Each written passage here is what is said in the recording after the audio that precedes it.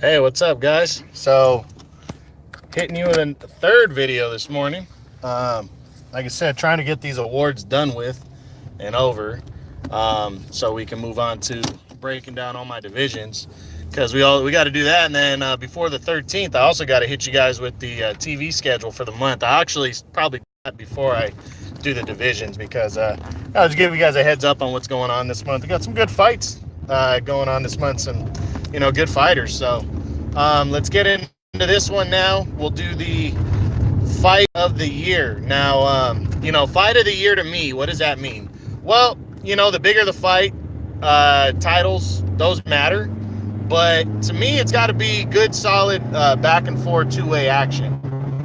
I was actually disappointed in one of the websites that I follow, the main one, Boxing, picked Antonio Orozco and Jose Ramirez, the 140-pound fight as a fight of the year. That actually took place the night before Canelo Triple G2, and I just didn't agree with this one because, it was a good action-packed fight, but Ramirez was winning pretty much the whole fight. It was really one-sided. He knocked him down a couple times, and I really didn't think that fight deserved to be the overall fight of the year. So for me, it had to be a close, good, big fight. A big fight helps. It doesn't have to necessarily be a big fight, but you'd prefer that. So let's take a look at it division by division, and then we'll do what we always do and get into the finalists for the award. So I'll start with the fight of the year at 122, which was Rey Vargas against Azat Havanassian. This one I went back and forth with. It's a coin flip. You could say Vargas Havanassian or Dogbe and Magdaleno. That one ended in a knockout. This one, it was just Vargas had to work so hard against a Turkish contender like Havanassian, who just refused to stop coming forward and landing big shots. It was a very good fight. I didn't think it was a one-sided fight the way the judges didn't have it one-sided. They just had it a bigger margin than I expected. I really wouldn't have been surprised if they would have given the fight to Havanassian or called it a split decision or something close, but it really was a good-ass fight, and Vargas had to work really hard. Again, you could go back and forth between this or Dogbe and Magdaleno. Either one of them could have got it. My fight of the year at 126 belongs to Oscar Valdez versus Scott Quigg for the WBO featherweight title. This was a good fight, and a big fight going in. Not a lot of people were giving this one, a lot of love, but this is two top 10 fighters going at it, and it ended up being an all-out war. I mean, it really did. Quigg came in overweight, so he couldn't win the world title, but Valdez was still defending that and defending his undefeated record. And it's funny because Vargas Havanassian at 122, Vargas he had to get surgery and couldn't continue for the rest of the year. Same thing happened with Valdez. He ended up winning a unanimous decision, a deserving one, but he ended up having to get surgery and couldn't fight for the remainder of the year either. So, and that was Quigg really was coming forward and fighting hard. And it ended up being a really, really good toe-to-toe fight. That was in March on ESPN. Definitely go watch that one. That was great. Fight of the year at 130. I gave that one to Berchelt and Roman. I've been talking about that fight a lot. It was a big fight going in, and there wasn't a lot to choose from in this weight class. But, it ended up being a really good fight. For the first 4 or 5 rounds, they were going toe-to-toe, all-out Mexican war. And then Berchelt started to pull away and ended up knocking out, Roman later. But it was an all-out war before that. So, pretty good fight. Again, check this one out. This was in November on ESPN. Now here at 140, which is junior welterweight, I gave this one to Ramirez and Orozco. I thought it was the best at 140, just not the best in boxing. It was a good fight, but I really thought Ramirez, the fight wasn't that close in terms of who was winning. And for me, that kind of takes away. I want to see a fight where a guy keeps pressing you, landing the hard shots while you're landing more and stuff like that, and to where the rounds are close. And I just didn't feel like a lot of the rounds were close in this one. I really felt like Ramirez was winning pretty much the whole way without question. He almost knocked Orozco out a couple times. He knocked him down twice, but Orozco fought really hard and showed a lot of heart. So good fight right here. This was September on ESPN. All right, so the next title fight we look at was the best at, hold on one sec. It was the fight of the year, sorry guys, fight of the year at 168, which was Gilberto Ramirez and Jesse Hart 2, their rematch. The first fight in September of 2017 was great. Ramirez knocked Hart down in the 4th round. Looked like he had him, and then Hart stormed back into the fight in the second half. Really close, unanimous decision for Ramirez. The rematch pretty much picked up where it left off. It was just a back and forth, toe-to-toe fight. It seriously went back and forth. No knockdowns this time, though. So it was close. It went to the scorecards, and Ramirez took a close majority decision to retain the title. Jesse Hart was very disappointed, but they really got it right with the judging. Very good was again. So go check that one out. The next one we're going to look at was the fight of the year at 175, light heavyweight.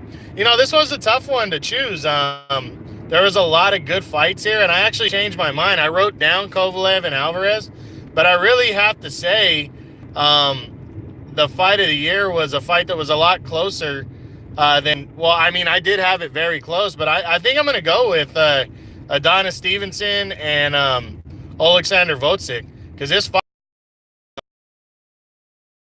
in 11, and you know, just a really good fight. This was on Showtime. It was actually it was on Showtime an hour before Wilder and Fury fought on pay-per-view.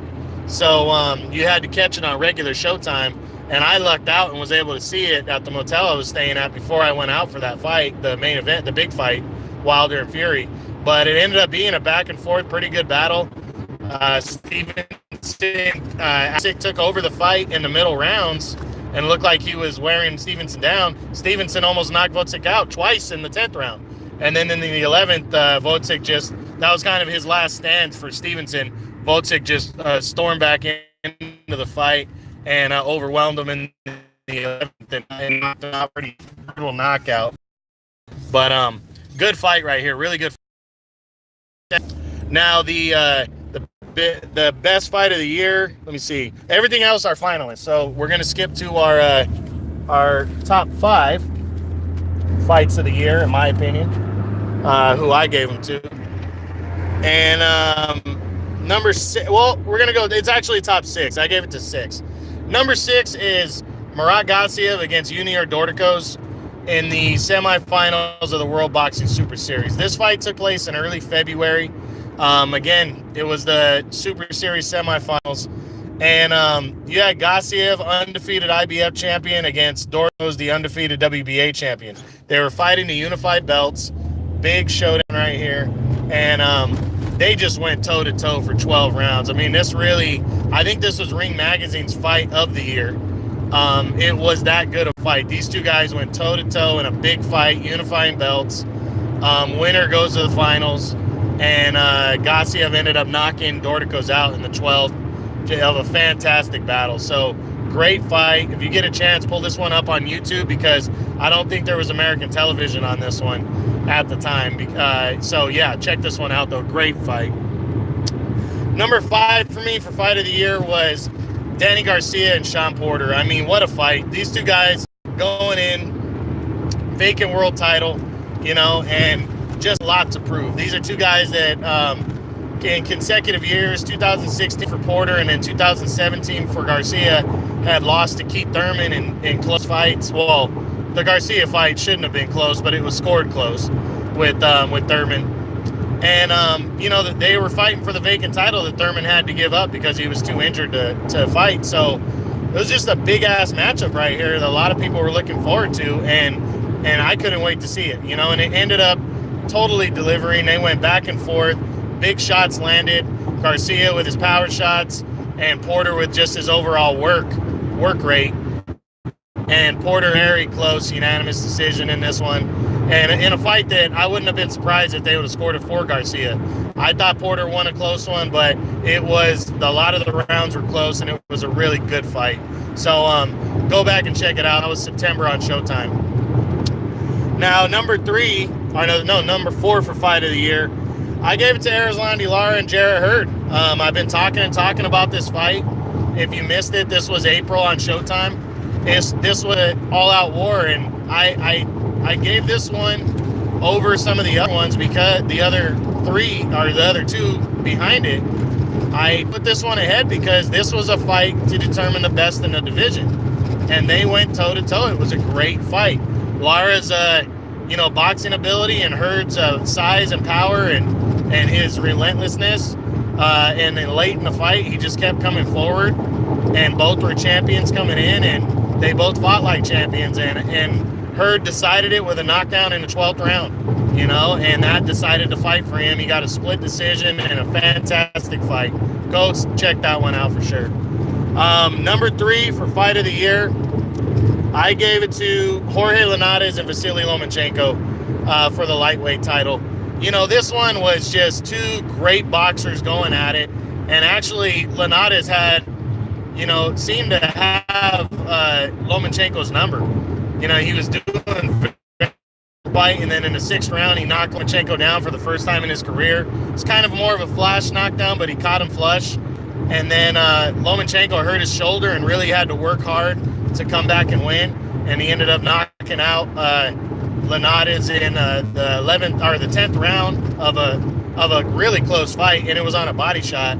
And the fight was dead even going into that round. So, this was a very good close fight between two of the top fighters. I mean, Lomachenko was number 1 at 130. Linares was number 1 at 135. And it just ended up being a great fight. So, and I would love to see it again. I hope these two guys do it again in 2019. Sorry. And now, number 2 for fight of the year. Well, no surprise. This one's Deontay Wilder, Luis Ortiz. Just a heavyweight classic right here. And 2 years in a row, we've produced that in the heavyweight division. It gives great hopes for the heavyweights. 2017 was Anthony Joshua and Vladimir Klitschko, and in a war classic fight. And this fight was damn near identical to that fight. I mean, it really was. You had a close fight through 5 where Ortiz was winning, and then Wilder lands a right hand and puts him down in the 6th round. Then he comes back. Ortiz almost finishes Wilder in the 7th. Looked like he was taking the fight over. Then he started to wear down, and Wilder found a second win in the 9th, and then in the 10th round, knocked him out. Great shot and great fight. If you missed it, you missed out on a classic. It was in March on Showtime. Go watch this fight. But the fight of the year, no surprise, Canelo Triple G2. How do you pick another fight over this one? I mean, this was just a classic back and forth showdown. Canelo pushed the action, pushed Triple G to the limit. Triple G was fighting in return. He ended up landing more shots, but took more damaging shots. Just a great close fight. I didn't even bother scoring this fight because I just wanted to enjoy it as a fan. But literally, I was watching the rounds, and every round was close. You just didn't know who to give it to, and just such a great fight and a classic. And this has turned into a great rivalry. These two guys are so evenly matched. And I really hope we see Triple G Canelo 3 this year, because I think it'll be a fight of the year candidate again. So, yeah, that's it, guys. I will come right back at you in hopefully the next few minutes or later on this morning with the fighter of the year for each weight class. So check them out. Have a good rest of your morning. All right, bye.